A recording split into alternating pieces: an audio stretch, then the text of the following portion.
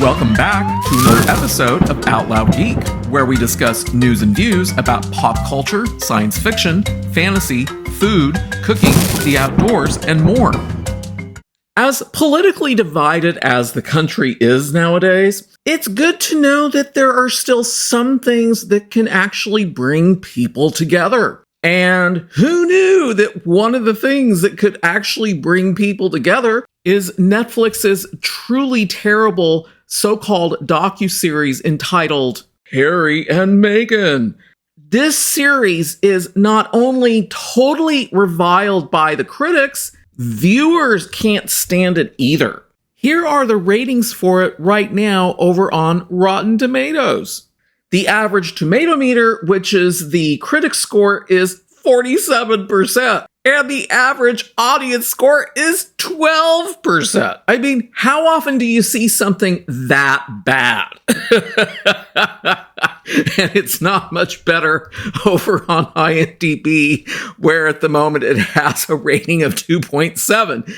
And again, there aren't that many things that get rated this badly. So yes, this thing is truly, truly bad.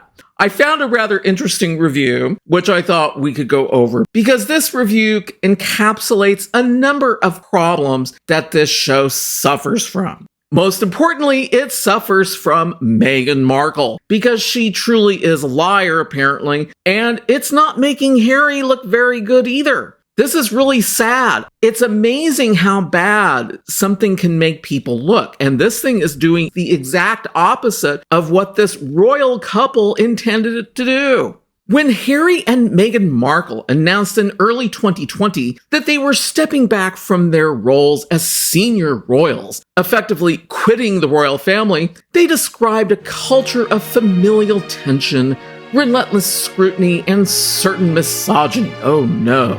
They no longer wished to be trailed by the media, obsessed over, or watched. Harry didn't want to be constantly reminded of his mother's tragic death every time he and Meghan were photographed. Meghan didn't want to be tabloid fodder for what she wore, how she did her hair, where she was from, or how much she did or didn't enjoy the spotlight.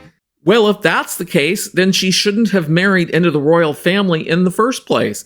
Didn't Harry explain all of this to her beforehand? They wanted to reach financial independence, live as regular people, raise their children in private. Really? So if this is what they really want to do, live in private, then why are they doing a series about themselves on Netflix? That sounds a bit hypocritical if you ask me. And yet, here they are, taking part in, and co-producing in fact, Harry and Meghan, a new 6-part so-called docuseries whose first 3 episodes dropped this week, last week, detailing their lives with never-before-seen look into the couple's personal archive, commentary from close friends and family members speaking out for the first time, and lots of direct access to Harry and Meghan themselves in interviews filmed over the last few years. The series opens with individual self-taped video diaries by Harry and Meghan from back in 2020. The first clue that perhaps they never really intended to keep their private life private after all. So if they've been documenting what they've been saying and doing for years, it doesn't really sound like they want to have a private life, now does it?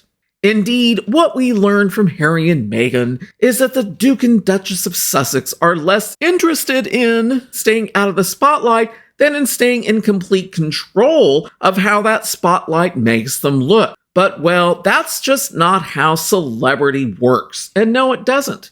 Harry knows celebrity from the fact that he's been a member of the royal family. And the royal family and its staff does everything it can to try and protect the reputations of the family members. But as soon as he chose to quit the royal family, he and Meghan were on their own. So now they are trying to control the narrative of what people see of them. And guess what? It's not working. It's certainly not working the way they want it to. And I strongly suspect that this whole so-called docuseries on Netflix was probably Meghan Markle's idea, not Harry's. which is just one reason Harry and Meghan is a royal disappointment. The couple quit the family because they didn't want the attention. But very clearly, what they didn't want was the negative attention or any criticism whatsoever. A very primitive and ironically very royal attitude. In life, in real life, there is no good without the bad. The production then is an effort not to be revealing in an honest and genuine way.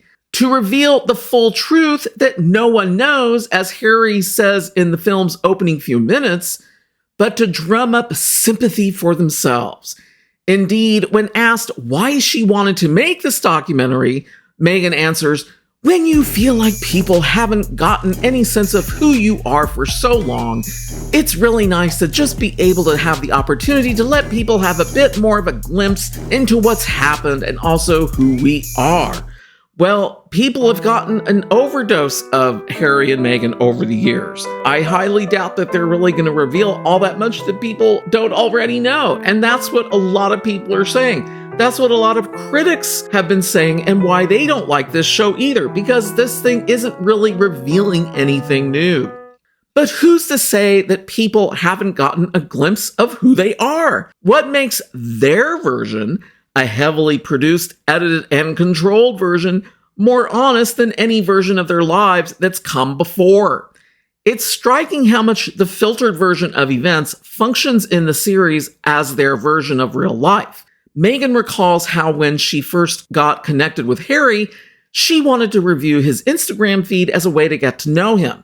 And social media posts comprise a significant portion of the archive that guides their narrative together. Well, for anyone who's been following Harry's Instagram account, guess what? You're not going to see anything new because they're showing it in this thing. What are you going to see? Nothing. There's just nothing new except what they want you to see.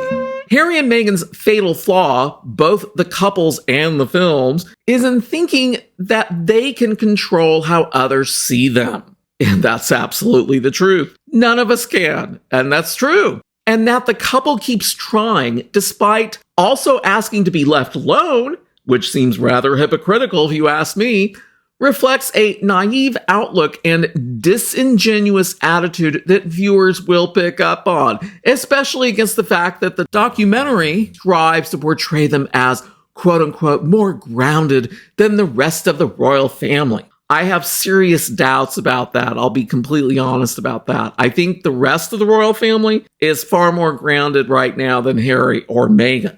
In reality, they may be the most out of touch of them all. Yeah, this is why I like this particular article.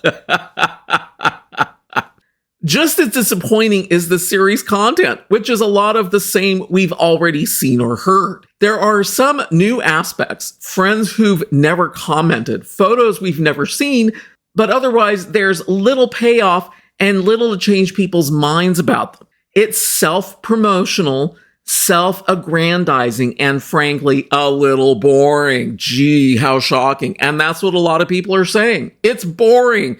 Gee, it sounds a lot like The Lord of the Rings of Power, because that's one of the biggest complaints that people have about that show.